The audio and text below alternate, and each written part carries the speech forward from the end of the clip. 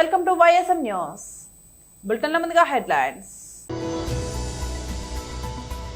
పవన్ కు అంత సీన్ లేదని తేలిపోయింది మంత్రి రోజా.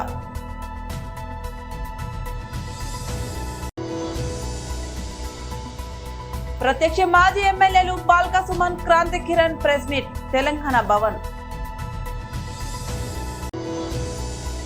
నేటి మహిళలకు నాటి ఈశ్వరీబాయి గారి జీవితం ఆదర్శం రేవంత్ రెడ్డి.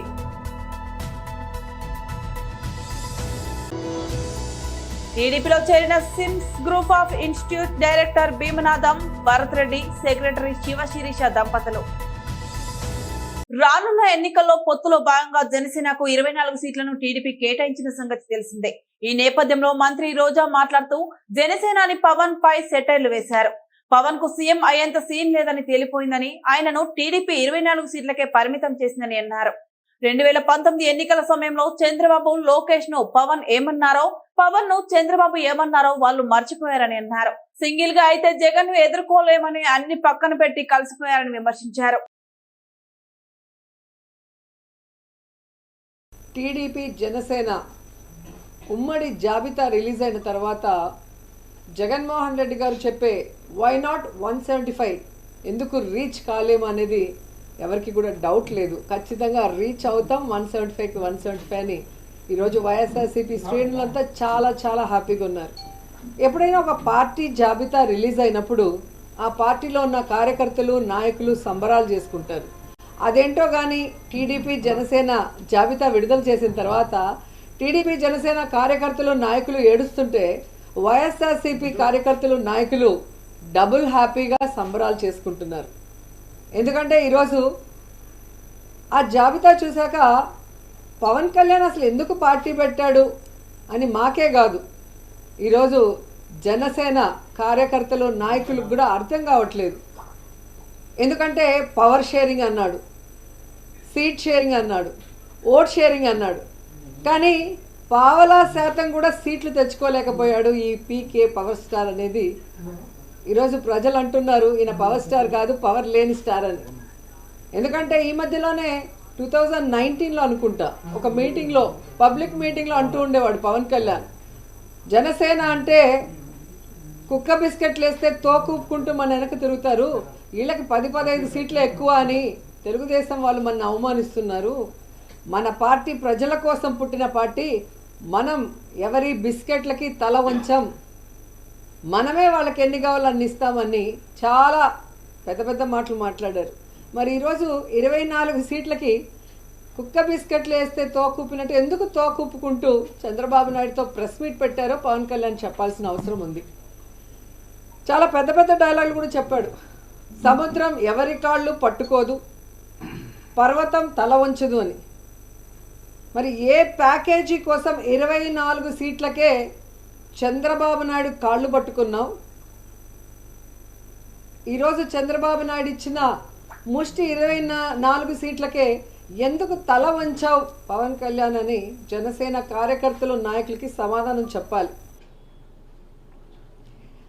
నిజంగా ఎంత బాధాకరం అంటే, చెప్పుకోవడానికేమో గొప్పగా 40 years ఇండస్ట్రీ, నాకు విజన్ ఉంది, విస్తరాకుల కట్టుంది, నేను కేంద్రంలో చక్రం తిప్పానని చెప్పుకునే చంద్రబాబు నాయుడు ఒక సైడు, సినిమాల్లో పవర్ స్టార్ అని చెప్పుకుంటూ బయట పవర్ లేని స్టార్గా తిరుగుతూ మళ్ళీ బింకాలు పలికే పవన్ కళ్యాణ్ ఒకవైపు. వీళ్ళిద్దరికీ బాగా అర్థమైపోయింది, మనకి బలం లేదు, జగన్మోహన్ రెడ్డి గారిని మనం ఓడించే పరిస్థితి లేదు, కాబట్టి మనం ఎలాగైనా పొత్తు పెట్టుకొని జగనన్నని దించాలి. ప్రత్యక్ష మాజీ ఎమ్మెల్యేలు Balka Suman, Kranti Kiran press meet Telangana Bhavan.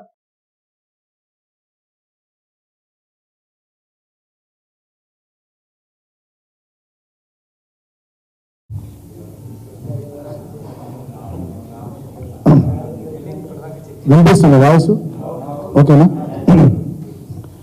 Media మిత్రులకు నమస్కారం. తెలంగాణలో ముఖ్యమంత్రి రేవంత్ రెడ్డి పరిపాలనలో ఇందిరమ్మ రాజ్యం కొనసాగుతుందని చెప్పి వాళ్ళు పదే చెప్తున్నది నిన్న మొన్న జరుగుతున్నటువంటి దాడుల సంఘటనలు చూస్తుంటే నిజమేననిపిస్తున్నది. ఇందిరమ్మ రాజ్యం అంటేనే ఎన్కౌంటర్లు, రక్తపాతం, ఎమర్జెన్సీ, చీకటి రోజులు, ఆకలి చావులు, కాల్చివేతలు, కూల్చివేతలు, ప్రశ్నిస్తే దాడులు, అదేవిధంగా ఎదిరిస్తే కేసులు, జైలు జీవితాల నిర్బంధాలు. ఇది ఇందిరమ్మ రాజ్యం. ఆ రాజ్యాన్ని పూర్తి స్థాయిలో ఇవాళ ముఖ్యమంత్రిగా ఉన్నటువంటి రేవంత్ రెడ్డి కొనసాగిస్తున్నాడని చెప్పి నిన్న మొన్న జరుగుతున్నటువంటి సంఘటనలు చూస్తే అర్థమవుతా ఉంది. సీనియర్ జర్నలిస్టు శంకర్ అని చెప్పి న్యూస్ లైన్ ఆర్గనైజేషను తెలంగాణ పత్రిక వాళ్ళు నడిపిస్తారు. ఆయన పైన పథకం ప్రకారం మొన్న దాడి చేసి ఆయనను హత్య చేసే ప్రయత్నం చేశారు రేవంత్ రెడ్డి మనుషులు. ముఖ్యంగా ఈ దాడికి సంబంధించి 21వ తారీఖు నాడు సాయిరామ్ రెడ్డి అని చెప్పి ఈయన Hastinapuram Congress party division president అయినటువంటి శశిధర్ రెడ్డికి అనుచరుడు. ఇదంతా ఎల్బీ నగర్ అసెంబ్లీ నియోజకవర్గానికి సంబంధించినటువంటి కాంగ్రెస్ పార్టీ నాయకులు వీళ్ళు. సో గతంలో మల్కాజ్గిరి పార్లమెంట్ సభ్యుడిగా రేవంత్ రెడ్డి ఉన్నప్పటి నుంచి వీళ్ళంతా రేవంత్ రెడ్డికి సన్నిహితులు. ఇక్కడ ఈ సాయిరామ్ రెడ్డి అనేటటువంటి వ్యక్తి సీతక్కతోని అదేవిధంగా ముఖ్యమంత్రి రేవంత్ రెడ్డితో దిగిన ఫోటోలు కూడా స్పష్టంగా ఉన్నాయి.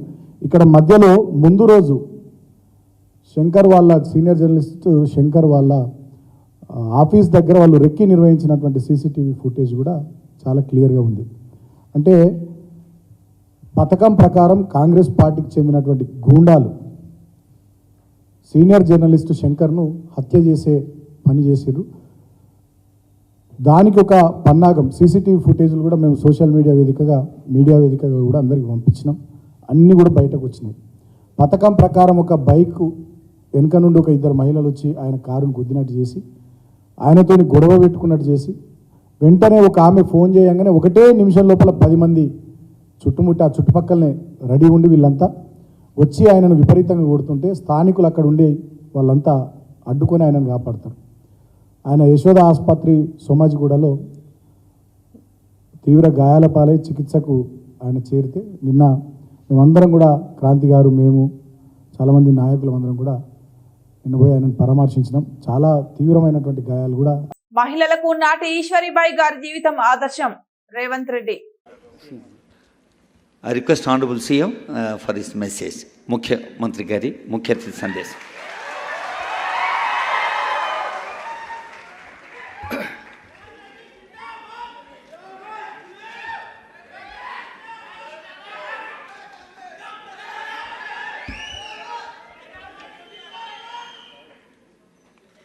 శ్రీమతి ఈశ్వరీబాయి గారి 33వ వర్ధంతి సందర్భంగా తెలంగాణ రాష్ట్ర ప్రభుత్వం టూరిజం అండ్ కల్చరల్ డిపార్ట్మెంట్ వారి వర్ధంతి వేడుకలను శ్రీమతి గీతారెడ్డి గారి నేతృత్వంలో ఏర్పాటు చేసి ఈ కార్యక్రమానికి నాతో పాటు ముఖ్య అతిథులుగా రెవెన్యూ శాఖ మంత్రులు పొంగులేటి శ్రీనివాసరెడ్డి గారు, పెద్దలు జూపల్లి కృష్ణారావు గారు, అదేవిధంగా మిత్రుడు పొన్నం ప్రభాకర్ గారు, డాక్టర్ కవ్వంపల్లి సత్యనారాయణ శాసనసభ్యులు, ఇతర మిత్రులు, గీతారెడ్డి గారి కుటుంబ సభ్యులు, ఈశ్వరీబాయి గారి అభిమానులు, గీతారెడ్డి గారి అభిమానులు అందరూ ఈ వర్ధంతి కార్యక్రమంలో పాల్గొని ఈశ్వరీబాయి గారు ఏ స్ఫూర్తితో పనిచేసినరో ఆ స్ఫూర్తిని తీసుకొని తెలంగాణ రాష్ట్రంలో కాంగ్రెస్ ప్రభుత్వాన్ని ఏర్పాటు చేయడానికి కృషి చేసిన అందరికీ కూడా మనస్ఫూర్తిగా అభినందనలు, కృతజ్ఞతలు మిత్రులారా. ఈ రోజుల్లోనే చదువుకున్న ఈ యుగంలోనే రాజకీయాలలో మహిళలు రాణించాలంటే చాలా కష్టమైన పరిస్థితులు. కానీ ఆ రోజుల్లో డాక్టర్ బాబాసాహెబ్ అంబేద్కర్ స్ఫూర్తిగా ఈశ్వరీబాయి గారు తెలంగాణ ప్రాంతంలోనే కాదు ఉమ్మడి ఆంధ్రప్రదేశ్లో కూడా తనదైన ప్రత్యేక ముద్రను రాజకీయాలలో ఏర్పాటు చేయడమే కాకుండా ఆనాడు తెలంగాణ తొలి దశ తెలంగాణ ఉద్యమంలో కూడా వారు ప్రత్యేకమైన పాత్రను పోషించారు.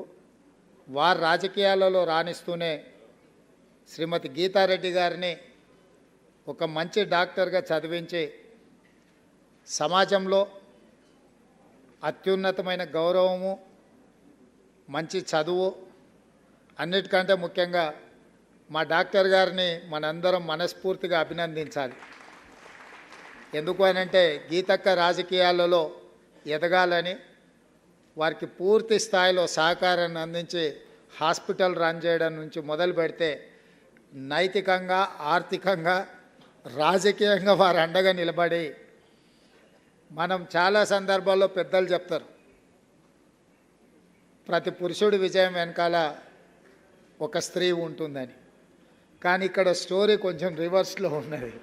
గీతక్క ప్రతి అడుగులో, ప్రతి విజయంలో డాక్టర్ గారి స్ఫూర్తి, డాక్టర్ గారి నారా లోకేష్ సమక్షంలో టీడీపీలో చేరిన SIMS group of institution director Bheemanatham Bharat Reddy, secretary Sivasirisha దంపతులు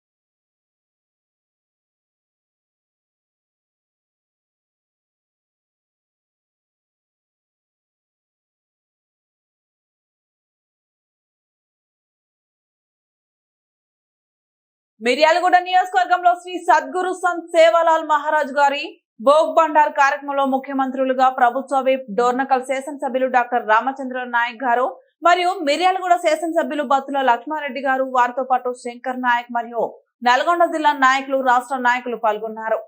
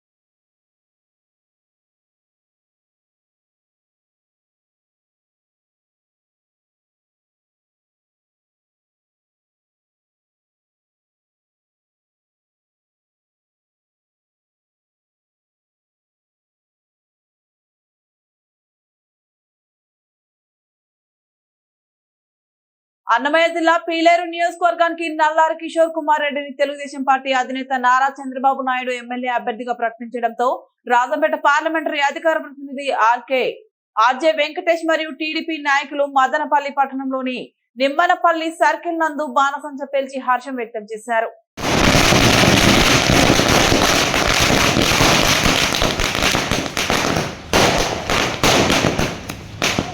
ఉమ్మడి చిత్తూరు జిల్లాలో నల్లారి కుటుంబానికి ఒక ప్రత్యేకత ఉంది. నల్లారి కుటుంబంలో అమర్నాథ్ రెడ్డి గారు అనేక సంవత్సరాలు మంత్రిగా పనిచేసి ఈ జిల్లాలో అనేక అభివృద్ధి కార్యక్రమాలు చేశారు. ఆయన వారసత్వాన్ని కొనసాగిస్తూ కిరణ్ కుమార్ రెడ్డి గారు కానీ, కిషోర్ కుమార్ రెడ్డి గారు కానీ అనేక అభివృద్ధి కార్యక్రమాలు, సంక్షేమ కార్యక్రమాలు ఈ జిల్లా ప్రజలకు చేశారు. ఇప్పుడు కిషోర్ కుమార్ రెడ్డి గారు పీలేరు నియోజకవర్గం నుండి తెలుగుదేశం పార్టీ అభ్యర్థిగా మా జాతీయ అధ్యక్షుడు చంద్రబాబు నాయుడు గారు ప్రకటించారు. ఆయన ప్రకటనను మేము స్వాగతిస్తూ ఆయన ఎమ్మెల్యే కావాలని, అన్నమయ్య జిల్లాలో మంత్రి కావాలని ప్రజలంతా మనస్ఫూర్తిగా కోరుకుంటున్నారు. ఆయన సేవలు మరోసారి ఈ జిల్లా ప్రజలకంతా ఉపయోగపడాలని మనస్ఫూర్తిగా మేము కోరుకుంటున్నాం. టికెట్ అనౌన్స్ చేసినందుకు చంద్రబాబు నాయుడు గారికి కృతజ్ఞతలు తెలియజేస్తున్నాం.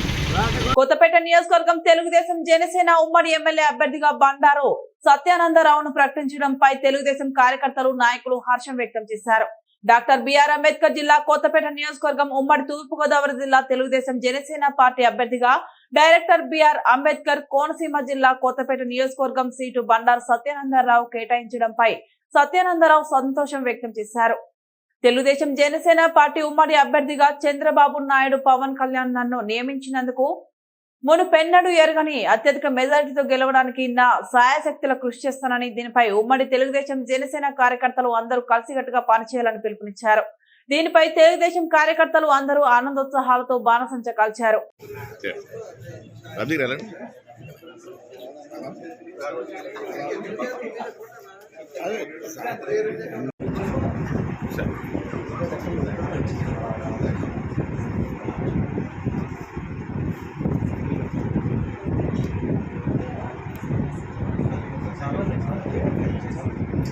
పల్నాడు జిల్లా నరసరావుపేట ఫిబ్రవరి 24 టీడీపీ శాసనసభ్యులు అభ్యర్థుల ఎంపిక తొలి విడత జాబితా విడుదల చేయడం పట్ల Narasaraopet TDP incharge doctor Chadalavada Aravind Babu హర్షం వ్యక్తం చేశారు. ఈ సందర్భంగా ఏర్పాటు చేసిన విలేకరుల సమావేశంలో ఆయన మాట్లాడుతూ, ఈ రోజు టీడీపీ జాతీయ అధ్యక్షులు మా నాయకుడు నారా చంద్రబాబు నాయుడు, లోకేష్ బాబు, పవన్ కళ్యాణ్ టీడీపీ జనసేన శాసనసభ్యులు అభ్యర్థుల తొలి విడత జాబితాను విడుదల చేయడం జరిగిందని, దానికి మాకు చాలా సంతోషంగా ఉందన్నారు. మొదటి విడత జాబితాలో మా పేర్లు లేనప్పటికీ రెండో విడత జాబితాలో ఎవరైతే పార్టీ కోసం కష్టపడుతున్నారో వారి పేర్లు తప్పకుండా ఖరారవుతాయన్నారు. బాబు గారు ఏం చెప్తే అలా విని వారి అడుగుజాడల్లో నడవడానికి మేమంతా సిద్ధంగా ఉన్నామన్నారు.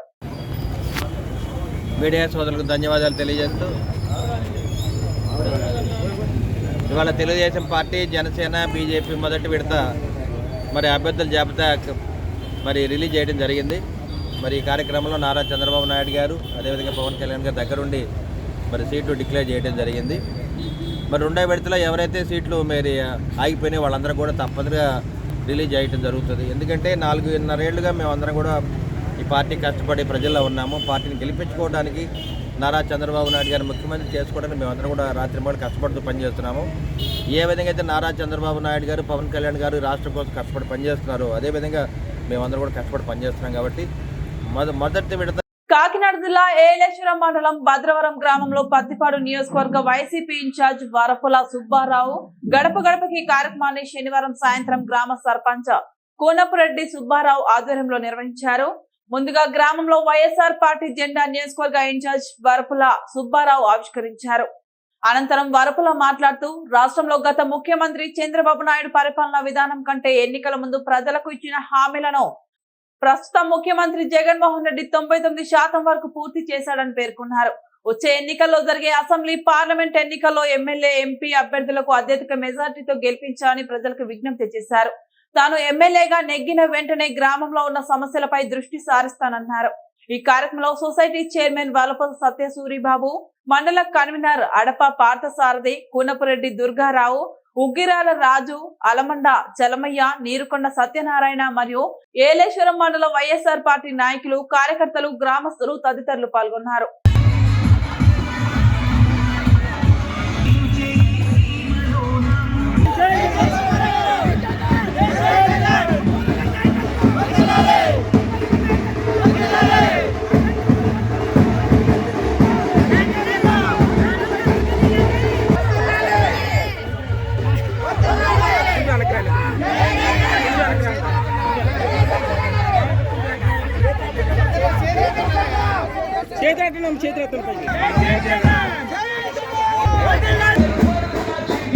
బులెటిన్ ముగించే ముందు మరోసారి హెడ్లైన్స్ చూద్దాం. పవన్ కు అంత సీన్ లేదని తేలిపోయింది మంత్రి రోజా.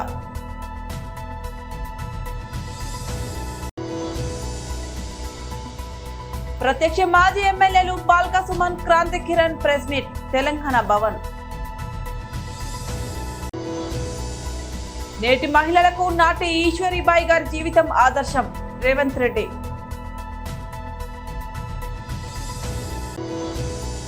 టీడీపీలో చేరిన SIMS group of institute director Bheemanatham Bharat Reddy, secretary Sivasirisha దంపతులు. ఇవి బులెటిన్ అప్డేట్స్. మరో బులెటిన్ మళ్ళీ కలుద్దాం. అంతవరకు సెలవు. నమస్తే.